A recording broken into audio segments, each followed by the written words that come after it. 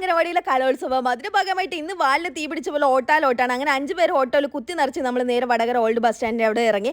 അവിടുന്ന് നേരെ ഭാവന ഫാൻസി കടയിൽ കയറിയിട്ട് നമുക്ക് ഭീമാകാരം പോലത്തെ പൊട്ടൊക്കെ വേണം തിരുവാതിരയ്ക്ക്. അങ്ങനെ അത് നോക്കിക്കൊണ്ടിരിക്കുമ്പോഴത്തേക്കും മഞ്ജുവും ടീമും അവിടെ ഇരുന്നിട്ട് ഗോൾഡൻ വള കുട്ടികൾക്കുള്ളത് പർച്ചേസ് ചെയ്യായിരുന്നു കേട്ടോ.